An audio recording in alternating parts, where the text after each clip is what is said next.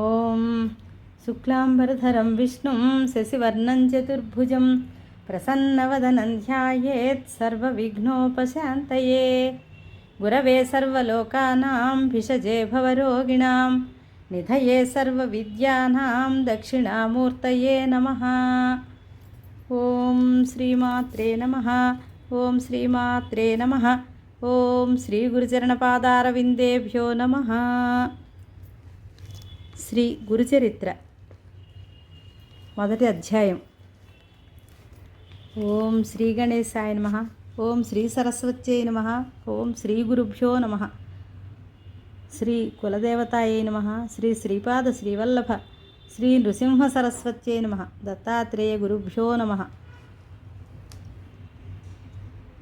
బాలార్కప్రభమింద్రనీలజటిలం భస్మాంగరాగోజ్వలం శాంతం నాదవిలీనచిత్తపవనం శార్దూలచర్మాంబరం బ్రహ్మజ్ఞైః సనకాదిభిః పరివృతం సిద్ధైః సమారాధితం దత్తాత్రేయముపాస్మహే హృది ముదా ధ్యేయः సదా యోగిభిః.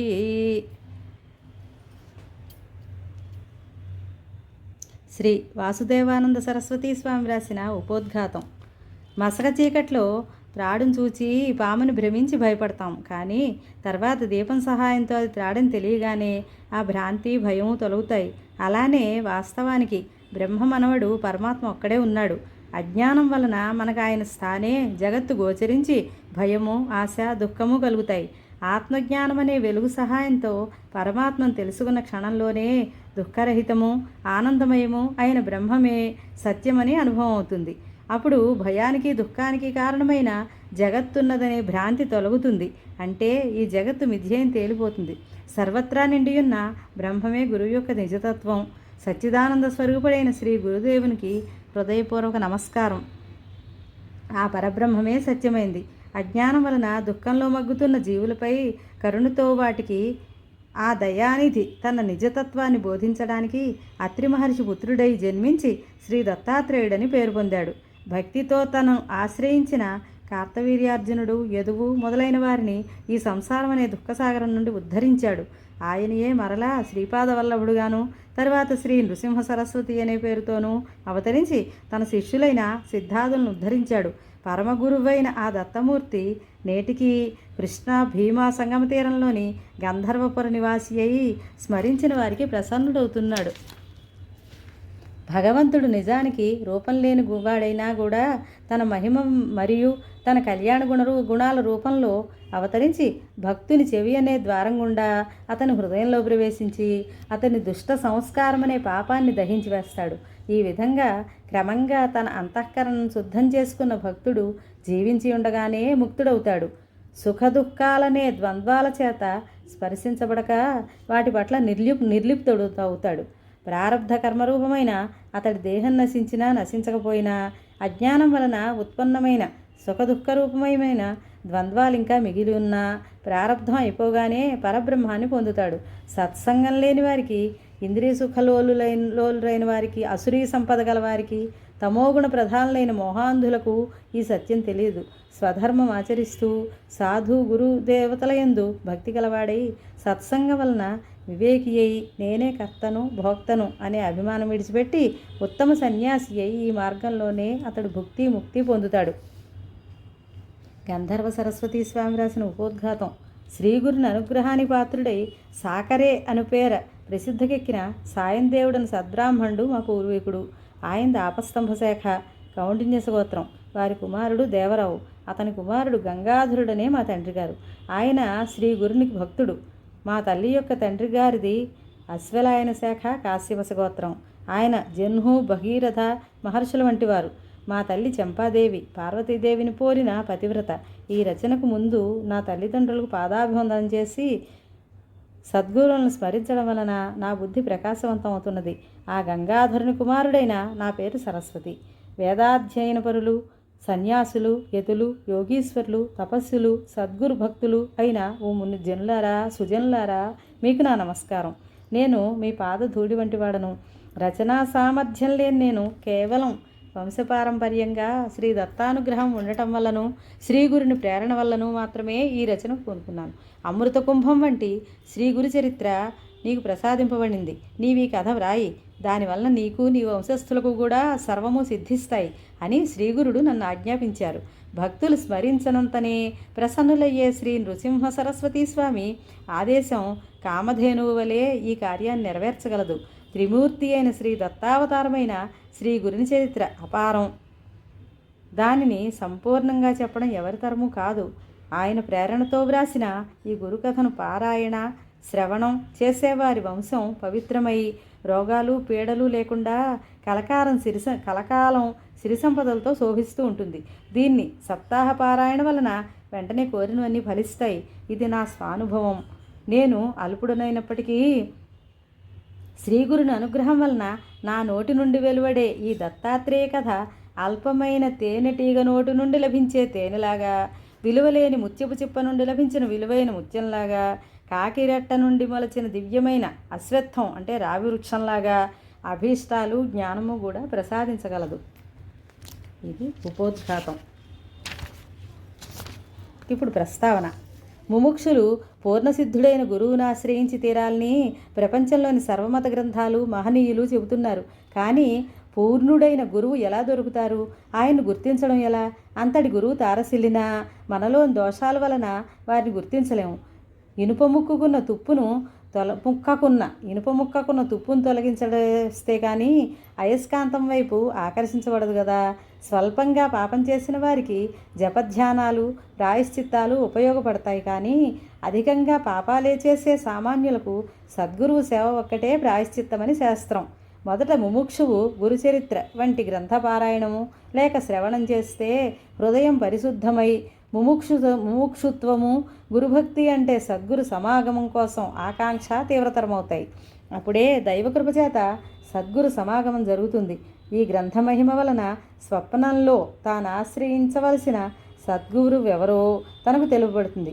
అంతవరకు శ్రీ గురుచరిత్ర పారాయణ ఈ అధ్యాయంలో నామధారకుడు చేసినట్లు నిరంతర ప్రార్థనలు చేస్తూ ముముక్షువును వేచి ఉండాలి. అప్పుడు మాత్రమే ఎట్టి సంశయానికి తావు లేకుండా పరిపూర్ణుడైన సద్గురువుతో సమాగమం ప్రాప్తిస్తుందని ప్రథమ కర్తవ్యం బోధిస్తుంది అధ్యాయం. ఇప్పుడు కథారంభం. గంధర్వ నగరంలో శ్రీ నృసింహ సరస్వతీ స్వామి మహిమ లోక ప్రసిద్ధమై దూర ప్రాంతాల నుండి కూడా ఎందరెందరో వచ్చి వారిని సేవించి పెళ్లి కాని వారు పెళ్ళి, సంతానం లేని వారి సంతానము, పేదవారు ధనము ఇలా ఎవరికి అవసరమైన వారు పొందుతున్నారు. వారిని దర్శించాలనుకున్నప్పుడే కోరినవి నెరవేరుతున్న వారున్నారు. నామధారకుడనే బ్రాహ్మణుడు ఎన్నో కష్టాలకు గురి అయి ఎన్ని చేసినా ఒక్కటి తీరక ఎంతో వ్యాకులు పడ్డాడు. ఆ పరిస్థితిలో అతడు శ్రీగురుని మహాత్మ్యం గురించి విని వారి దర్శనంతో గాని అవి తీరవని నిశ్చయించుకున్నాడు. అది లభించకుంటే తన జీవితమే వ్యర్థమని తలచి నిరంతరం వారి పాదాలను స్మరిస్తూ ఆకలి దప్పులు కూడా మరచి కాలినడకన ఆ గ్రామాన్ని సమీపించాడు. ఆయన దర్శనం అవ్వకుంటే ప్రాయోపవేశం చేసుకోదలచి అతడు శ్రీగురిని స్మరించి ఇలా మొరపెట్టుకున్నాడు. అందరి కష్టాలు తొలగించే మీ నామస్మరణతో నా కష్టాలు ఎందుకు తొలగడం లేదు? అందుకు నేను నా పాపాలే కారణమైతే సర్వ పాపహరమైన మీ నామం వాటిని ఎందుకు నశింపజేయలేదు? అన్ని జీవులను కరుణించే మీరు నన్ను మాత్రం ఎందుకు కరుణించడం లేదు? గురువే త్రిమూర్తి స్వరూపమని తలచిన వెంటనే ఫలితమిస్తాడని వేదాలు స్మృతులు చెబుతున్నాయి. ఈ కలియుగంలో శ్రీ నృసింహ సరస్వతీ స్వామియే అంతటి గురువని కీర్తి వచ్చింది కదా. మరి నా పట్ల అది ఎందుకు నిరూపణ కావడం లేదు? మీరు సాటిలేని పెన్నిది అన్నది నిస్సంశయంగా అందరికీ అనుభవమును. కానీ నా మనస్సులో మీపై భక్తి ఎందుకు కలగడం లేదు? నా మనస్సు మీపై స్థిరంగా నిలవడం లేదేమి? మీరే నా తల్లి, తండ్రి, గురువు, దైవం, తోడు, నీడ అని నమ్మి ఇప్పుడు మిమ్మల్ని ఆశ్రయించాను.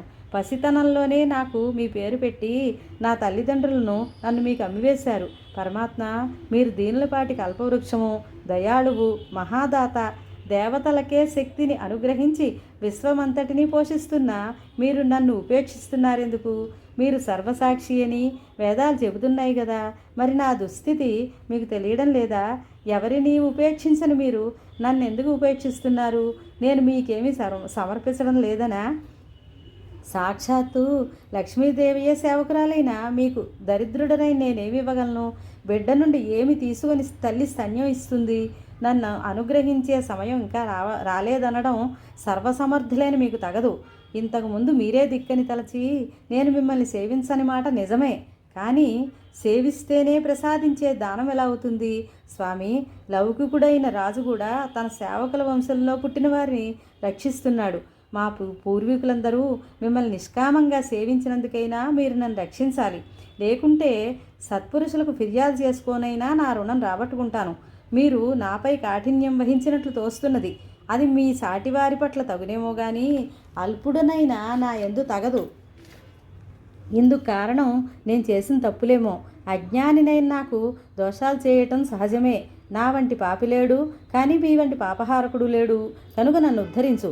ఒకవేళ నేను మీ గురించి ఆడిన నిష్ఠూరాలే మీ కాఠిన్యానికి కారణమా? దయాసముద్రులైన మీరు అలిగిన బిడ్డను తల్లి బుజ్జగించినట్లు నన్ను బుజ్జగించాలి కానీ నాపై అలిగి అనుగ్రహించకుంటే నాకు దిక్కెవరు? లేకుంటే నేను చేసిన తప్పేమిటో అదైనా నాతో చెప్పవచ్చు కదా. ఏమైనా మీరు నా దోషాలను క్షమించి నన్ను దయచూపాలి. మీరే నాకు దిక్కు. మిమ్మల్నే నేను శరణ పొందుతున్నాను. చైతన్యమూర్తివి, దయానిధివి అయిన నీ కారుణ్యం ఏమైంది ప్రభు?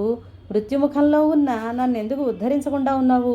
ఇలా దారి పొడుగునా నామధారకుడు అనేక విధాలుగా శ్రీగురిని ఆర్తితో ప్రార్థిస్తూ వెళ్ళి చివరకు ఖిన్నుడై శోష వచ్చి గంధర్వపురం దగ్గర ఒక చెట్టు కింద పడుకున్నాడు. అతనికి నిద్ర తూగుతున్నప్పుడు కలలో కూడా అతడు శ్రీగురుణ్ణే స్మరిస్తున్నాడు.